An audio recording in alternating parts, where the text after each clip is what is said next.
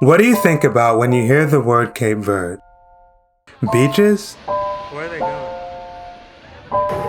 Fishing? Unusually shapely women?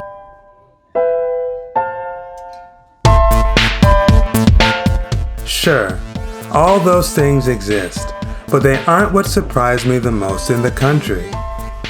In this video, we will go over the top 5 culture shocks you will get as an American when you visit this unique island nation.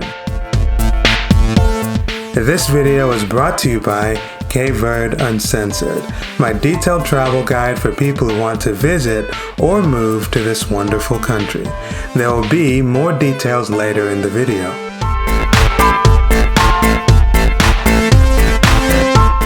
Number 1. The climate.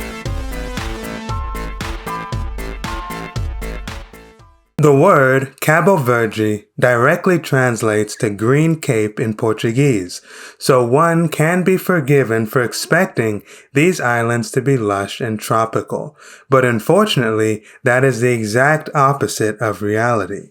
Outside the big cities, most of Cape Verde is a wasteland, more similar to the Sahara Desert than the Caribbean. And when you drive through the rural areas of the capital island, Santiago, you will mainly see sand, rocks, and dust, with the occasional tiny house clinging desperately to the mountainside. But the craziest part is that Santiago is considered relatively green by Cape Verdean standards. Other islands like Maio, Boa Vista, and Sal are even worse. Today, the island of Sal is Cape Verde's most popular tourist island, home to many all-inclusive resorts. But before the salt mines were discovered here in the 19th century, it was barely inhabited. The land was so dry that people often had to import water by ship from other parts of the country.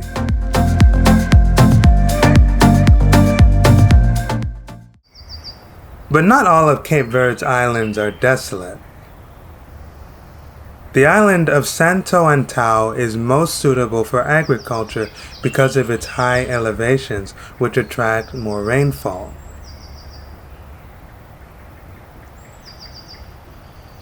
Parts of Santiago and Brava can also become very green during the rainy season from July to October.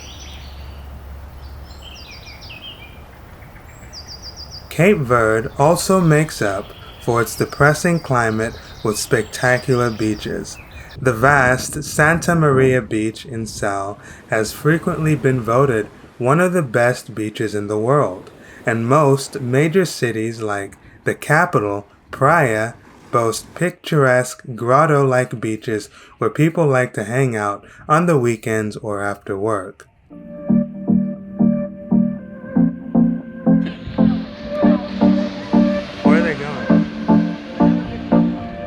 My favorite is the almost deserted black sand beach near Pedra Badejo. But I wouldn't recommend swimming here because these waves look crazy.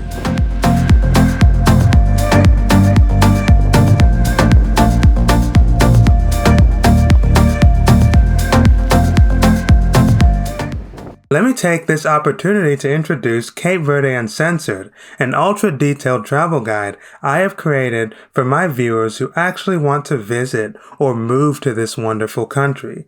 In these 40 pages of well-written prose and gorgeous photographs, we will dive deep into exciting topics like nightlife, dining, and entertainment. For a limited time, Cape Verde Uncensored will be available for an introductory price of just $5.99 for my earliest and most loyal subscribers. The link is in the video description below. Thanks for your support, and thanks for watching as always.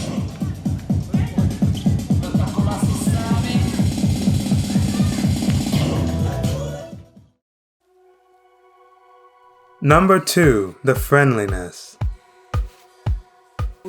Bom dia. Bom dia. Bom dia. Contento. Contento. Fish. Fish. Fish, you know. Yeah. Perfect. As I mentioned in the previous section, Cape Verde is mostly a wasteland, and for most of its history, these were islands of famine, starvation, and death. But just like pressure turns coal into diamonds, this relentless hardship shaped the Cabo Verdean culture into something truly remarkable. The Baju people of Santiago Island are some of the most friendly and helpful people I have ever met anywhere.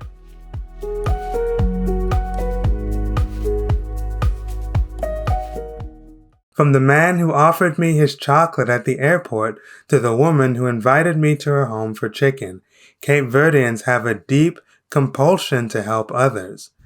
This culture probably started in the countryside, where people needed to be able to rely on each other and share resources to survive frequent droughts and bad harvests. They do this with absolutely no expectation of getting anything back in return. This is very different from most African countries I have visited, where people almost always have a hidden financial agenda when they are being nice to you. When you walk around in Praia or other Cape Verdean cities, expect strangers to greet you warmly with bom dia, bom tarde, or bom noite, depending on the time of day. But to be honest, there are hardly any true strangers here. Almost everyone seems to know each other or be distantly related. And as a guest, you will quickly become part of this family. When you're introduced to people, they seem genuinely happy to meet you. Customer service also usually follows this pattern, with the staff being very warm, attentive, and interested in making you happy.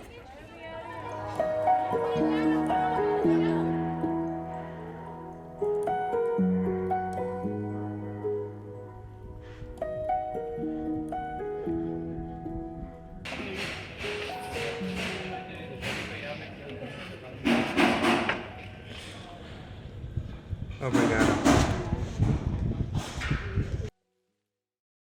Baju men treat each other like brothers, and the women are remarkably open and trusting too.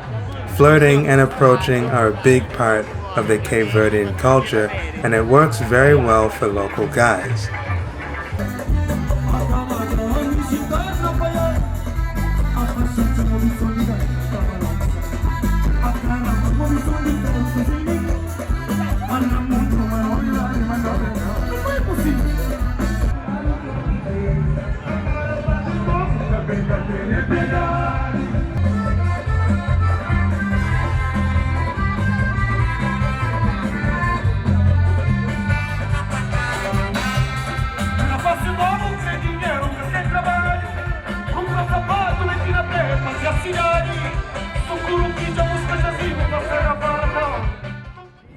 Like in the United States, single motherhood and out-of-wedlock births are the norm here. But there isn't the same level of intergender contempt and tension that exists between men and women in the United States.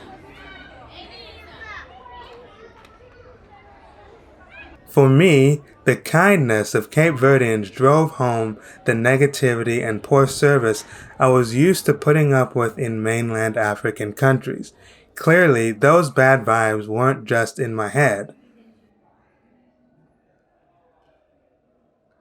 And the Cape Verdean culture of treating each other like humans instead of walking ATMs shouldn't be as shocking as it is. All I can say to the people of Santiago is thanks for the great experience.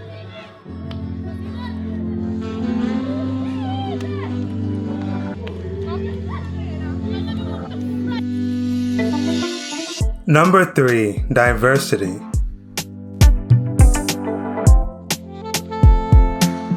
If you are American, you probably think all Cape Verdeans are very light-skinned, mixed-race people because that's the most common image in their diaspora communities in northeastern states like Boston, New York, and Rhode Island. But this is only half of the story. When you visit the country's capital, Praia, you may be shocked to notice that the vast majority of people are black.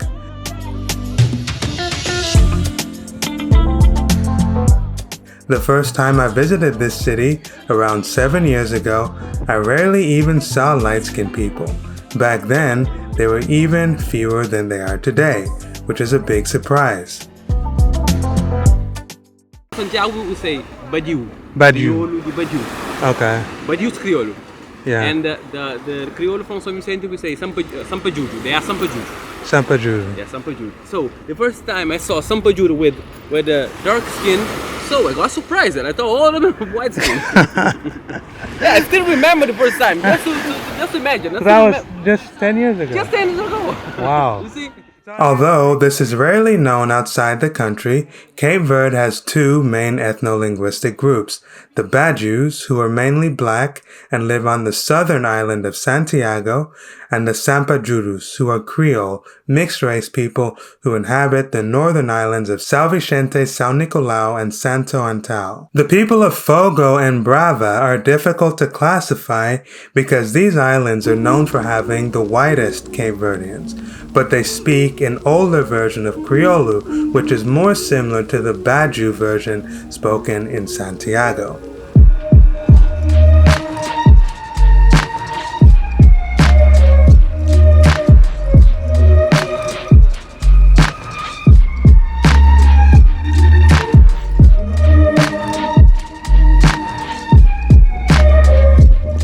The resort islands of Sal and Boa Vista are mainly inhabited by transplants from other islands, but from my observation, they are mainly Sampajuru.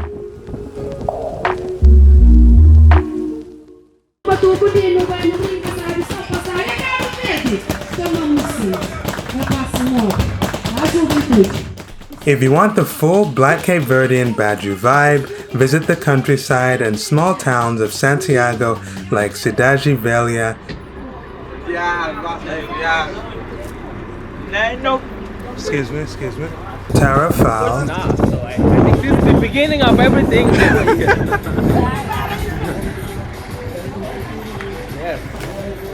and Pedra Badejo, where you will notice a distinctly African style of music and dancing. Sorry.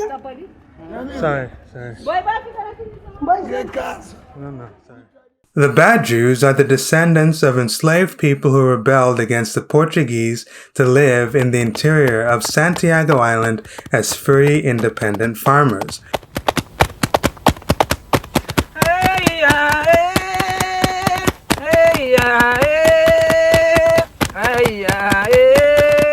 They are proud of their history of resistance against oppression, and they also love their skin color.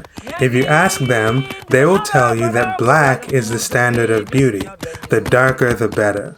We have a sentence in Creole. A preta is always a preta. Uma preta é sempre uma preta. We always prefer a black woman. Black woman is wonderful. You must taste it.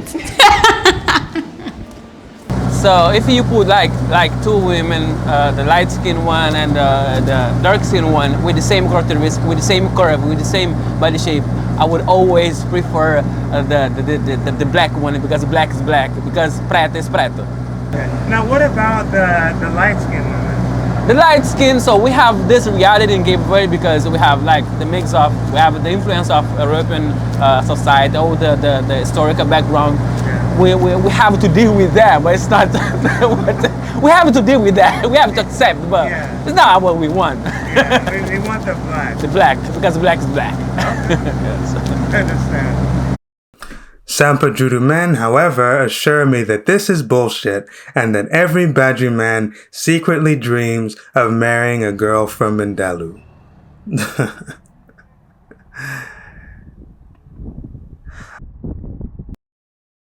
Unlike African Americans, Cape Verdeans do not follow the outdated one-drop rule, which forces mixed-race people to identify as black.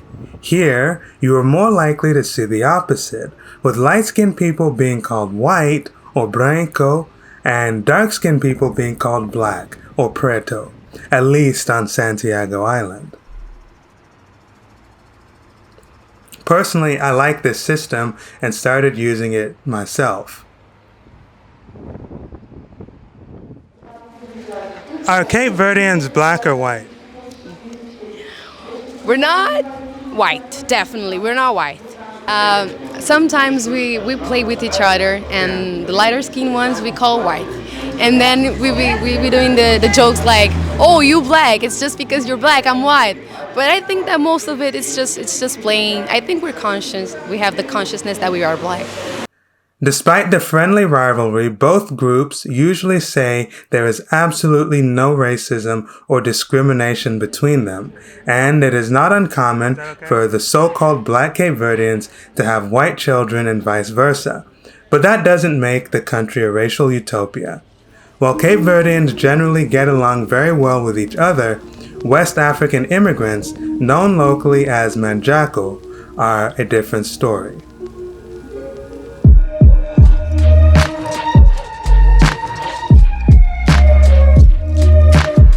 Number 4, African identity. Okay, now, do Cabo Verdean girls date the West African guys? Sometimes. In 100 women, we can find 1 or 2 women dating with them. So, very rare. Yeah. And why do you think that is? Because of what I said. Because we see them as a manjaco. We we don't want to date those guys because most of Cabo Verdean women, we think we are not African. Okay. Yeah, we don't want to date with African, right?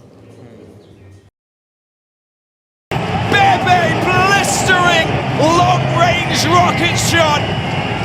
After the African Cup of Nations put Cape Verde in the spotlight, a huge number of West African simps decided they wanted to visit the country to try their luck with dating. These guys will be sorely disappointed.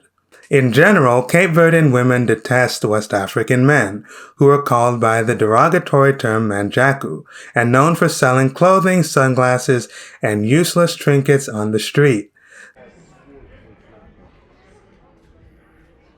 Some also engage in computer scams. Certain cultural differences like eating with hands and Senegalese people's unique bathing habits have also sustained the stereotype that Africans are unhygienic. But while Cape Verdeans have all sorts of excuses for why they dislike Africans, the real reason is simply xenophobia, which likely built up here over the centuries. It locks these immigrants in the worst jobs and living conditions and prevents them from integrating into the society.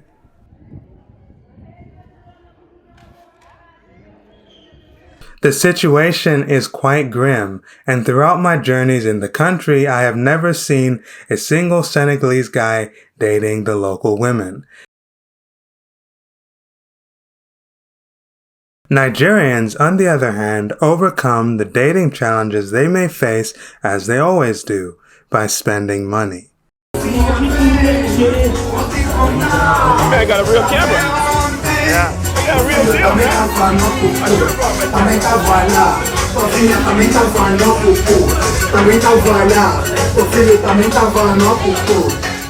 But the stigma isn't limited to West Africans. While in Mindelo, I was able to make friends with some expats from Mozambique and Angola. They told me that they often experienced significant social difficulties with local Cape Verdeans, even as standard Portuguese speakers. Portuguese is one of Cape Verde's official languages, but the Africans tell me that many Cape Verdeans refuse to even speak Portuguese with them, insisting on only using the local language Crioulo.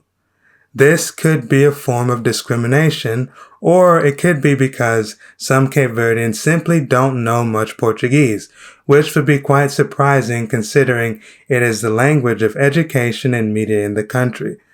My US audience shouldn't worry too much because the Black American image in Cape Verde is much better, but things are complicated. Many Cape Verdeans don't seem to know that Black Americans even exist, seemingly under the impression that all the dark-skinned people they see on American movies and TV are Africans who recently migrated there.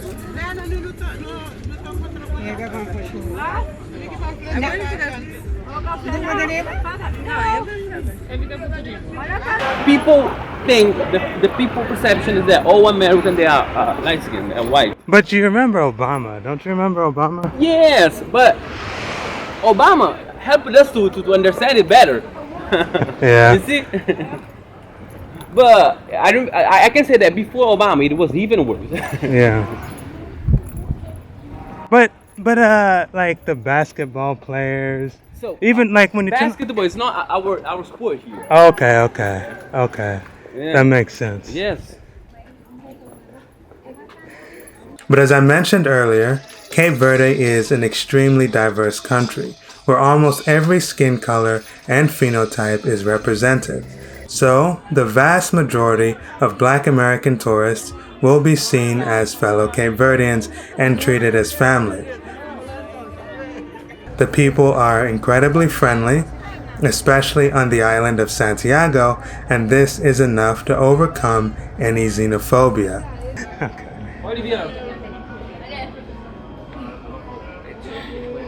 It's a video. Black Americans, Black Caribbeans, second-generation diaspora, and even African tourists should have no fear of being mistreated in the country. But Africans who go there to work as economic migrants are not wanted or respected. Full disclosure. While I fit into Cape Verdean society most of the time, there were times when people's vibe changed when they realized I didn't speak Criollo. This sometimes led to intense and unnatural staring, which I can only assume is the Manjaku experience. When you experience it firsthand, the bias is absolutely undeniable. Number 5. The food and prices. While you might think of Cape Verde as an affordable travel destination, this is far from the truth. As soon as you leave the airport in Praia, you will start spending huge amounts of money. Expect to pay $10 to $15 for a taxi to the city center, $2 to $5 for travel within the city, and $30 and up if you want to visit other cities on the island. The good news is that Cape Verdean cities are usually very walkable, so you don't actually need a taxi, and you can get much better deals on intercity travel by using these white minibuses called alugueres or Hilux trucks to travel from city to city.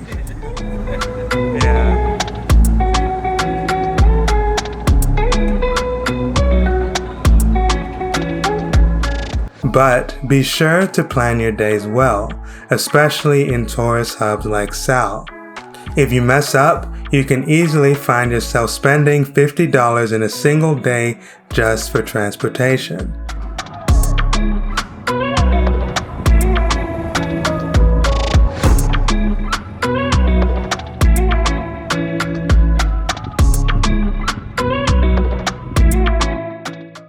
Sometimes, if you want to see the sights, it makes much more sense to pay for a group tour that will have its own Hilux to take you around. This ends up being much cheaper than going by yourself. This video wouldn't be complete without talking about food.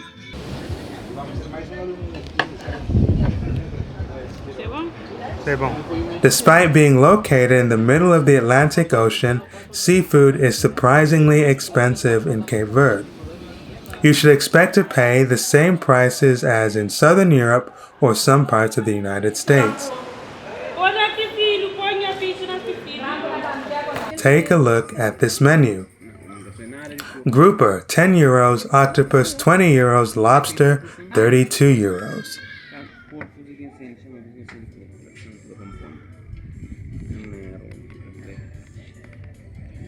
The good news is that Cape Verde has vastly more seafood selection than the typical West African country.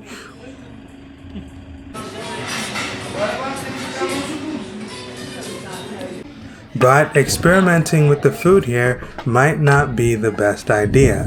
From my experience, things like octopus and shellfish tend to be overcooked to the point of having a rubbery and tough texture, even at the best resorts in the country.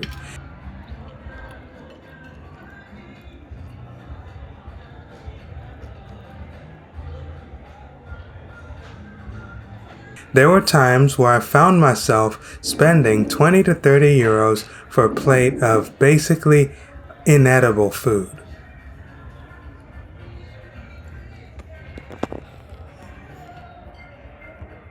And when it comes to seasonings, the predominant flavoring on seafood dishes seems to just be salt and olive oil. After several failed orders, I decided to simply copy what I saw the vast herds of white European tourists ordering, which was typically pasta and other familiar Western dishes. To my surprise, this stuff was fantastic. From the bolognese to the carbonara, it was some of the best Italian food I've ever had anywhere.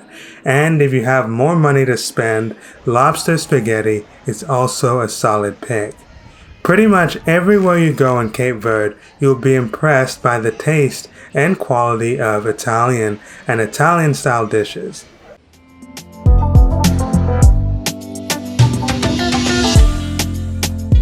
After a little research, I discovered that most of the mainstream restaurants in Cape Verde are actually owned by European expats. These guys are also involved in many of the hotels, resorts, and other large businesses in the country.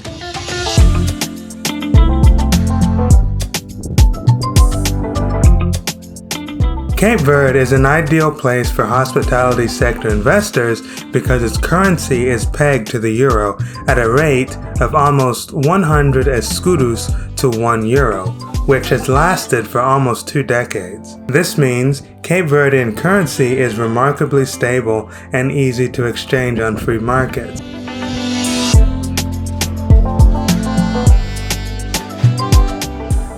The country also boasts a constant influx of big spending tourists to replenish its forex reserves and provide an augmented market for hospitality related goods and services. Speaking of hospitality, over the next few weeks, we will explore all the tourism hotspots in Cape Verde, with a special focus on the country's cultural capital Mindelo and Sal, the most popular island for tourists, where most of the all-inclusive resorts are located. Thanks for watching, and if this sounds like something you're interested in, make sure to subscribe to my channel, and I'll see you in the next video. Obrigado.